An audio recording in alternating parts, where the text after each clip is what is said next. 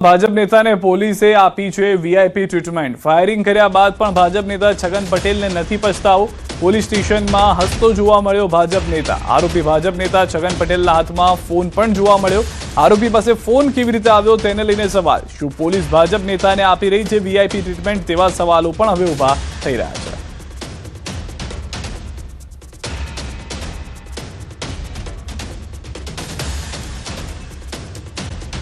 शराब नीति अंगे अरविंद केजरीवाल और मनीष सिसोदिया निर्दोष थता गुजरात में आम आदमी पार्टीए करी उजवणी। त्यारे आजे ए साबित थई गयुं छे के आजे सत्यनी जीत थई छे।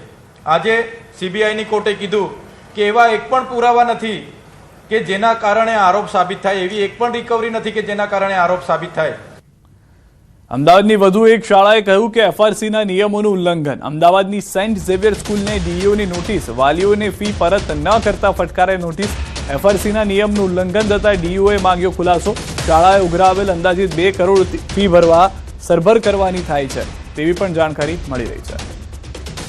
એફઆરસી કમિટી અમદાવાદ ઝોન દ્વારા સેન્ટ ઝેવિયર સ્કૂલ લોયલાનો ફી ઘટાડો કરવામાં આવેલો છે, જેનું પાલન શાળા દ્વારા કરેલું નથી તેવી રજૂઆત અત્રે મળેલી છે, જેને ધ્યાને લઈ શિક્ષણ નિરીક્ષકને તપાસના આદેશ આપ્યા છે અને સત્વરે વાલીઓને વર્ષ 2024-25ની જે ફી વધારે લેવામાં આવેલી છે તે તાત્કાલિક સરભર કરવામાં આવે અથવા પરત કરવામાં આવે। જે વિદ્યાર્થીઓએ શાળા છોડી દીધી હોય તેમને પણ પરત કરવામાં આવે તે પ્રકારની બાબતોનું પાલન કરેલું છે કે કેમ એ બાબતે શિક્ષણ નિરીક્ષકને તપાસના આદેશ આપ્યા છે। ગુજરાતની ચૂંટણી પહેલા કોંગ્રેસમાં ભંગાણ થયું છે। રાધનપુર વિધાનસભા વિસ્તારમાં કોંગ્રેસમાં રાજીનામાનો દોર। સાંતલપુર તાલુકા કોંગ્રેસ સમિતિના નવા પ્રમુખની વરણીથી નારાજગી। રજૂઆતો છતાં પરબત આહિરની વરણીથી વિરોધ। કોંગ્રેસના 300થી વધુ કાર્યકરોએ આપ્યા છે રાજીનામા। રાધનપુર વિધાનસભા વિસ્તારના આગેવાનોએ પણ કોંગ્રેસમાંથી છેડો ફાડ્યો છે। એક સાથે કોંગ્રેસમાંથી રાજીનામા પડતા રાજકીય ગરમાવો વધ્યો છે। જે હાલ જે નિમણૂક આપી છે એના વિરોધમાં એ બધા ભાજપથી સંકળાયેલા લોકો છે અને ભાજપના સ્લીપર સેલ છે। અત્યારે હાલ બધા કોંગ્રેસના કાર્યકર્તાઓ અત્યારે બધા નારાજ છે। 500થી વધારે કોંગ્રેસના કાર્યકર્તાઓ હાલ રાજીનામું આપે છે અને આવનારા સમયમાં તાલુકા જિલ્લા પંચાયતની ઇલેક્શન આવી રહ્યું છે, તેમાં કોંગ્રેસને બહુ મોટું નુકસાન થવાની સંભાવના છે।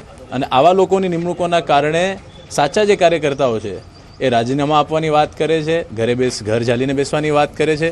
ત્યારે અમે લોકો મવડી મંડળ સુધી આ વાત પહોંચાડશું કે આનું કંઈક સારું નિરાકરણ થાય। હાઈકમાન્ડ સાથે બી વાત ચાલુ છે કે આનું કંઈક સોલ્યુશન કરો અને જે સાચા અને સારા કાર્યકર્તાઓ છે એમને આગળ વધારો, એમને પ્રમુખ પદ કે એવા બધા હોદ્દાઓ આપો। ટ્રાફિક પોલીસ ફરી આવી છે વિવાદમાં। ટોઈંગ વાનની મહિલા કોન્સ્ટેબલનો વિડીયો વાયરલ થયો છે। અયોધ્યા ચોક પાસે કોન્સ્ટેબલ અને મહિલા વચ્ચે મેમો બાબતે બબાલ થઈ છે। વાહન ચાલક મહિલાએ વિડીયો ઉતારતા કોન્સ્ટેબલે મોબાઈલ ખેંચવાનો કર્યો પ્રયાસ। સમગ્ર ઘટનાનો વિડીયો સોશિયલ મીડિયામાં થયો વાયરલ। મહત્વનું છે કે રાજકોટમાં સ્થાનિકો સાથે ટ્રાફિક ટોઈંગ વાનના મહિલા પોલીસ કર્મચારીઓ અવારનવાર વિવાદમાં આવે છે। ઉચ્ચ અધિકારીઓને બધો જ ખ્યાલ હોવા છતાં આંખ આડા કાન કરી મહિલા કોન્સ્ટેબલનો બચાવ કરી રહ્યા હોવાનો આક્ષેપ છે।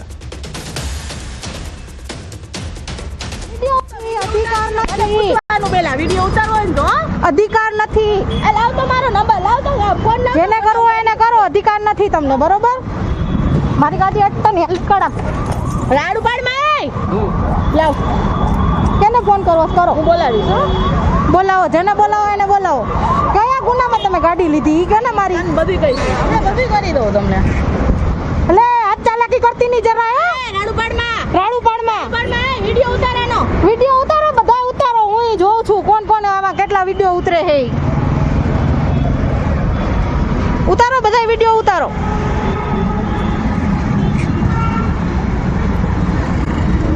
રામોલ વિસ્તારમાં નકલી પોલીસ બની છે। છેતરપિંડી કરનાર ગઠિયો ઝડપાયો છે। પરેશ ચૌહાણ નામના આરોપીએ પોતે ક્રાઇમ બ્રાન્ચમાં ફરજ બજાવતો પોલીસ કર્મચારી હોવાની ઓળખ આપી એક મહિલાથી 6 લાખ રૂપિયા પડાવ્યા હતા। મહિલાના પતિ મહારાષ્ટ્રની જેલમાં બંધ હોવાથી જામીન કરાવી આપવાની લાલચ આપી રૂપિયા લીધા હતા। મહિલાને શંકા જતા સમગ્ર મામલે રામોલ પોલીસમાં ફરિયાદ નોંધવામાં આવી હતી। સીસીટીવીના આધારે તપાસ કરતા આરોપી પોલીસમાં ન હોવાની હકીકત સામે આવી। પોલીસે ગુનો દાખલ કરી આરોપીની ધરપકડ કરી છે। પોલીસ તપાસમાં આરોપી વિરુદ્ધમાં અગાઉ પણ નડિયાદમાં નકલી પોલીસનો ગુનો નોંધાઈ ચૂક્યો છે। જોકે તેણે અત્યાર સુધીમાં પોલીસ કર્મચારીની ઓળખ આપીને કેટલા લોકો પાસેથી છેતરપિંડી કરી છે અને કયા કારણોસર રૂપિયા પડાવ્યા છે તે અંગે વધુ તપાસ શરૂ કરી છે। આરોપી મહેમદાબાદનો છે, ખેડા જિલ્લામાં રહે છે। એ પોતે આવી રીતના લોકો જોડે જ્યારે પણ ફોનમાં વાત કરતો ત્યારે એવું જ કહેતો હતો કે હું ક્રાઇમ બ્રાન્ચમાં નોકરી કરું છું અને એ રીતના જ વાત કરતો હતો. ઘણી જગ્યાએ પોતે સિવિલ કપડામાં બી જતો હતો ને ઘણી જગ્યાએ પોતે આવી રીતના યુનિફોર્મ ધારણ કરીને બી પોતાની આઈડેન્ટિટી આપતો હતો. જે અરજદાર હતા, અરજદારના જે હસબન્ડ છે એ હાલ મહારાષ્ટ્રમાં જ છે અને હાલમાં એ પોતે જેલમાં જ છે. એ કયા ગુના બાબતે છે શું છે એની અમે તપાસ કરીને એની ત્યાંની ફરિયાદની કોપીને બધી વિગતો મેળવીશું. નકલી બીએડ કોલેજનો પર્દાફાશ. એનસીટીઈની મંજૂરી વગર ધમધમતી હતી બીએડ કોલેજ. ઉનાના ભાચા ગામની વનિતાબેન બચુભાઈ નાંદોળા બીએડ કોલેજનો ભાંડાફોડ. એનસીટીઈની મંજૂરી હોવાનું બતાવી 2 વર્ષથી કોલેજ ધમધમતી હતી. એનસીટીઈના નામે બોગસ મંજૂરી પત્ર બનાવી ઉચ્ચ શિક્ષણ વિભાગ અને નરસિંહ મહેતા યુનિવર્સિટીને મોકલ્યા હતા. આ દસ્તાવેજોના આધારે યુનિવર્સિટીએ વિદ્યાર્થીઓ ફાળવ્યા અને પરીક્ષા પણ લેવામાં આવી. હવે આ ડિગ્રી માન્ય રહેશે કે નહીં તે અંગે પણ મોટો પ્રશ્ન ઊભો થયો છે. આરટીઆઈના જવાબમાં એનસીટીઈએ મંજૂરી ન આપી હોવાનો ખુલાસો થયો છે. નરસિંહ મહેતા યુનિવર્સિટીના કુલપતિએ કોલેજનો કર્યો બચાવ. કહ્યું નકલી કે બોગસ કોલેજ કહેવું હાલ યોગ્ય નહીં. એટલે આ કોઈ નકલી કોલેજ છે કે કોઈ કૌભાંડ છે કે એવું કંઈ છે નહીં. આ ફક્ત એનું એનસીટીએ જોડાણ જે વર્ષનું આપે છે એ આપવામાં નથી આવ્યું એટલે અમે એનું જોડાણ 1 વર્ષ માટે રદ કરવા અમે આવતે વર્ષે નહીં આવે તો આવતે વખતે રદ થશે. શેડિયાઓએ તો હદ કરી દીધી છે. દૂધની બનાવટો બાદ હવે તો લોટ પણ બનાવટી. સુરતના ઘઉંના લોટમાં ભેળસેળ હોવાનો ખુલાસો થયો છે. ઘઉંના લોટના લેવાયેલા નમૂનાઓ ટેસ્ટિંગમાં ફેલ થઈ ગયા છે. પાંડેસરાની શિવશક્તિ ફૂડ્સમાંથી લેવાયેલ ઘઉંના લોટનો નમૂનો સબ સ્ટાન્ડર્ડ જાહેર કરવામાં આવ્યો છે. પાલિકાના આરોગ્ય વિભાગ અને ફૂડ વિભાગે કાર્યવાહી હાથ ધરી છે. આ સાથે 4 ડેરીના દૂધમાં ફેટ ઓછું જોવા મળ્યું છે.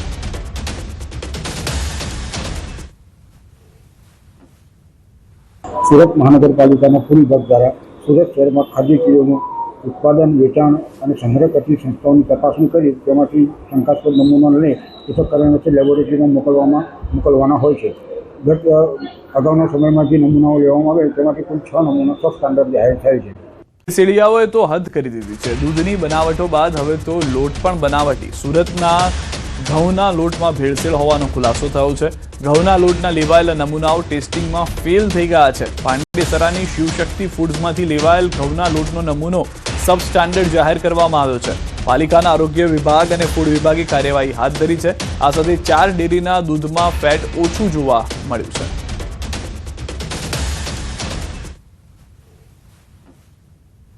સુરત મહાનગરપાલિકાના ફૂડ વિભાગ દ્વારા સુરત શહેરમાં ખાદ્ય ચીજોનું ઉત્પાદન, વેચાણ અને સંગ્રહ કરતી સંસ્થાઓની તપાસણી કરી તેમાંથી શંકાસ્પદ નમૂના લઈ પૃથ્થકરણ વચ્ચે લેબોરેટરીમાં મોકલવાના હોય છે. ગત અગાઉના સમયમાં જે નમૂનાઓ લેવામાં આવે તેમાંથી કુલ 6 નમૂના સબ સ્ટાન્ડર્ડ જાહેર થયેલ છે.